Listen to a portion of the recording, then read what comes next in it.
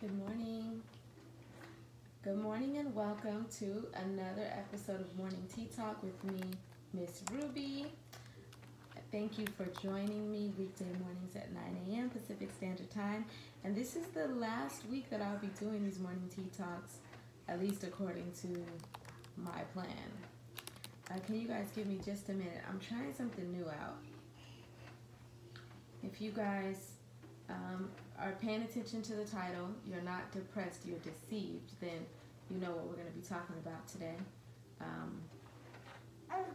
Say what up if you're here with me live. We're going to be getting started in just a minute.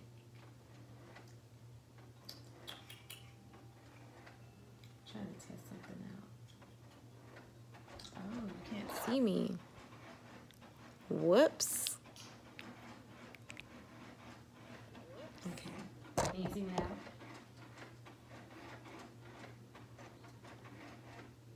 Let's start this over.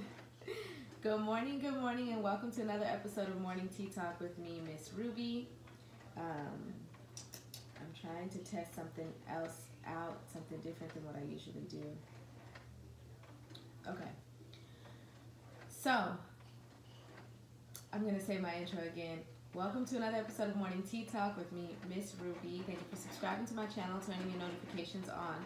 If you're watching these videos or if you just came across this video, if you hit that little bell next to the subscribe button, it'll notify you every time I go live in the future. And it'll notify you whenever I upload a new video as well. So today we're talking about depression. And this is the last week of my Morning Tea Talks because I did tell you guys I was going to be going live weekday mornings at 9 a.m. Pacific Standard Time for the entire month of November. This is the last week of November, y'all. So I can't believe we've reached the final stretch. I want to talk to you guys about depression. Just real quickly, I'm not an expert on depression according to science, okay? But what I will say is that I have felt the feelings of depression myself. And I know a lot of people who struggle with depression. I see different people's approach on dealing with the battle of depression and overcoming depression, and I would just like to give my piece on it. This is my theory. You can take it or leave it. I don't believe that you are depressed. I believe that you are deceived. I don't believe I am depressed. I believe that I am deceived when I'm going through feelings that I call depression. I want to start this off by, I guess, preluding this by saying that a lot of times when we're going through anything, we're searching for meaning and we're searching for understanding. And so we tend to look around at what has been explained or commonly accepted as the answer to whatever it is that we're going through. And so when you are feeling feelings of hopelessness or having thoughts of hopelessness and just not feeling good about yourself, it's real easy to look at science that tells you X, Y, and Z means you're depressed. And then once you accept that and you seek solution, then you seek solution from the same people who told you you were depressed. They tend to give you medicine, right? Or recommend that you get therapy or counseling. And while those things I can't say don't help, I would advocate first and foremost that you seek your solutions on a spiritual level. And when you seek your solution to your problem on a spiritual level, when you seek understanding on a spiritual level, then you find out that the devil is at work on your soul. His objective is to discourage you. His objective is to make you believe that you are worthless and that you possess no value, that you're not good enough at whatever it is that you're trying to do. That's his objective, because the more he can get you to believe those things about yourself in whatever way he can do it, then he'll get you to not believe in God, who is your source and who is your provider of all things and who really did create you beautifully and perfectly, and he allows everything to happen for a reason greater than something we can understand all the time. And so hello to everybody who's saying hello, by the way. And so if the devil can get in your mind, then he can control everything about your life. And so it's important to know that, to read your word and to know that you're being deceived, because only then will you know how to find your solution. And this is my theory. So like I said, you can take it or leave it. I have felt feelings of depression. Just in my last video that I did on Saturday, I was talking about how I've just been feeling blah. And a lot of times when that happens, when I start to just feel like nothing, it's hard to explain, but I look around and I see my life. I see beauty. I see other people having happiness. I even see reasons why I should be happy. I definitely know that I'm grateful. And I know that I'm not really in a horrible situation in my life, but for some reason I'm not feeling it. Like I'm just not feeling encouraged or excited about anything. I don't know, just like, and it's very easy to just sit around and not do anything because I'm not feeling motivated. And it doesn't have to make sense to anybody else, but it is what it is. I get like that sometimes. Well, I noticed that when I speak depression over myself, I manifest depression. So when I say I must be depressed, then I tend to operate like a depressed person would operate. I decide, since I'm depressed, probably shouldn't do anything right now because nothing that I do is really going to be fruitful. So I'm just going to sit around and look at the walls. Since I'm depressed, I probably should think through what I'm going through and try to figure it out to maybe overcome it. Since I'm depressed, I probably shouldn't be around people because I'm just going to bring the energy down in the room. I start to do things that further manifest, quote unquote depression. And so I was talking to my mom the other day about it, talking to my husband, just talking to different people. I've experienced these bouts of depression before, and I know that everybody has a different understanding about what depression is. Some people are like, well, you're not depressed if you're not going through it for weeks upon weeks or whatever. But I've experienced weeks upon weeks of feeling like this consistently, and I have learned through that the more I sit around and sulk in it, then the worse it becomes. And so I've learned to at least get up and do something. And so I was talking to my mom about it the other day, and she was encouraging me, like, don't sit around in your thoughts, like get up and go do something. And that is so true, because despite the fact that I wasn't really feeling alive and thriving and excited, I still got up and I was like, you know what, I'm just going to do something with my day. A lot of the things that lead me to feeling depressed are really just me being hard on myself, me feeling like there's so much that I need to do that I'm not doing. There's so much that I feel like God has blessed me to be able to do, but I just don't know where to start. And so I feel like I'm wasting away and I'm wasting my life. And even though other people may see all the good and glory in me, I don't feel confident that I'm doing all that God has really positioned me to do. And it makes you kind of just stop in your tracks. And then when you stop, that's when the devil goes to work. You know what I'm saying? Because he knows that he can get me in my mind. My mom was telling me, like, when you sit up and you just think, then you start thinking yourself down, So you got to get up and do. And what I've learned about getting up and doing is that you actually create results that you wouldn't have created had you just sat there in your depression. So yesterday I got up and I cleaned my house. I told myself, like, I may not know everything that I'm supposed to do. I may not know my life's purpose. I may not know why I'm in the position that I'm in right now, why I'm feeling the way that I'm feeling, but I do know that this laundry needs to get done. I do know that this house needs to be clean and the food needs to be cooked or else it's going to go bad. I know that much, So I got up and I did that. And in doing that, I did that yesterday and I did it the day before some too. And then in doing that, I'm like, oh, well, I might as well play some music in the background while I'm doing it. Might as well put something on YouTube in the background. And while I did that, then I came across a lot of really encouraging information that sunk in. Things that I didn't retain after watching or hearing one time, but in the moment, they sunk in and they made my moment better. They actually, I guess, inspired me to think about the things I was experiencing differently. And when I started to think about them and see a different picture, I started to feel differently. And so all things worked together. You know what I'm saying? Like everything led to a positive spiral of outcomes. And it was in the doing. It was in the doing. And not in the doing everything that maybe I'm called to do, but in doing what I knew to do at the time. In the Bible, it talks about don't worry about tomorrow, what you're going to eat or drink, what you're going to wear. Um, there's a scripture that says, "Sufficient for the day is its own trouble," and that matters so much for the depressed person, because a lot of times we are worried about tomorrow. A lot of times, if you were just focused on here and now, if you just looked at your skin, at how healthy your skin is, or the fact that despite what your skin looks like, that this organ, the largest organ in your entire body, is protecting all of your other organs. It's protecting the blood flow. It's protecting your heart. It's protecting everything about you that allows you to actually exist as a human being. God bless you, baby. And you just appreciate that you have skin and you didn't get burnt up in a fire last week like some people did. When you look at the fact that in this moment you can breathe air in and out of your lungs, and you're not hooked up to a respirator, or having a machine breathe for you. When you look at the fact that you actually have brain functionality, or your legs can get up and walk outside, that you can actually take a dump in your bathroom and not have to actually physically take it outside and throw it away. Like, I know that's disgusting, but there's some people in this situation. When you look at the fact that you can open your eyes and see, you're not blind.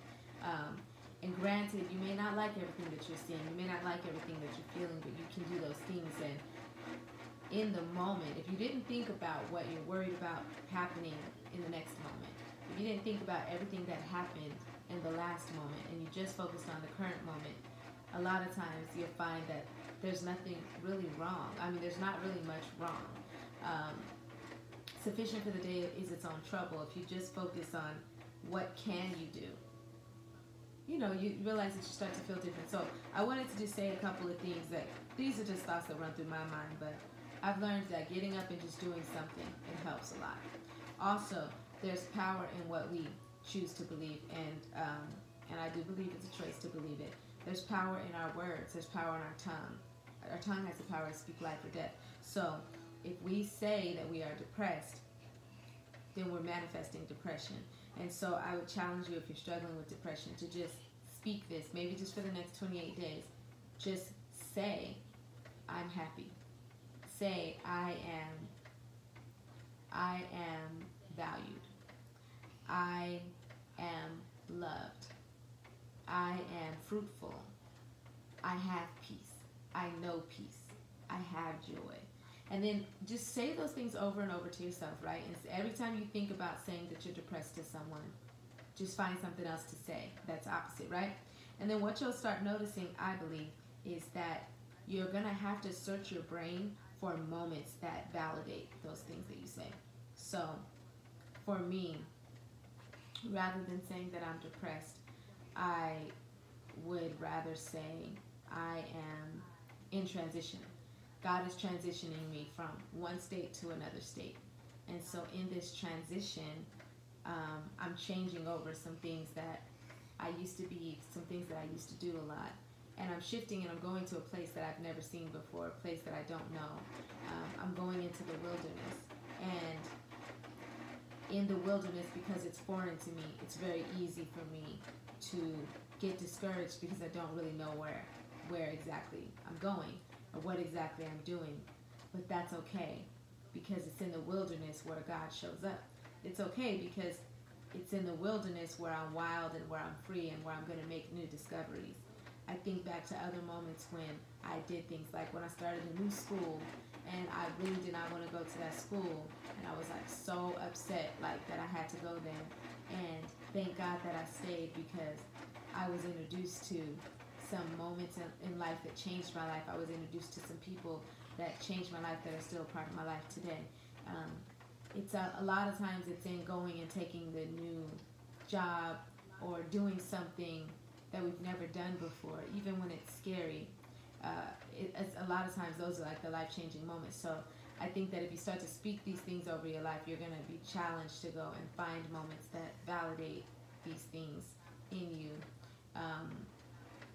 And once you start to get that validation and remember those happy moments, then you have something stronger to hold on to. Something actually can at least get you through the day.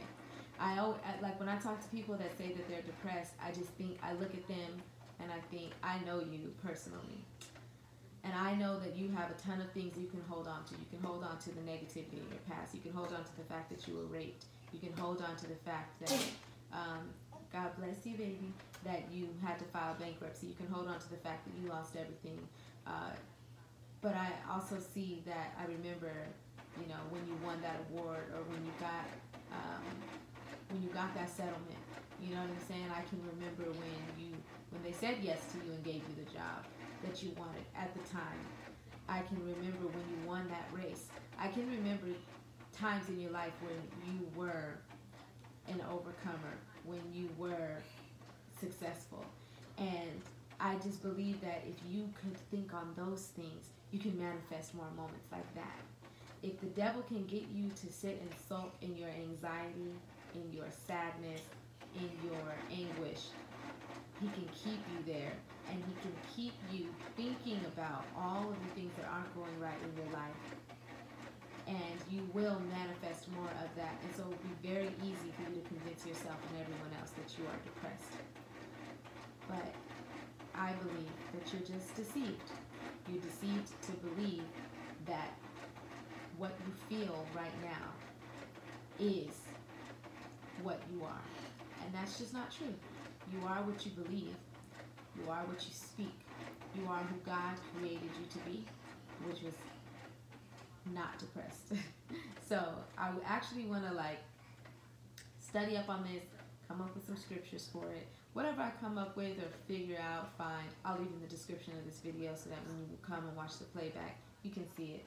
A lot of times I just wake up and just turn the camera on and just speak what's on my mind at the time.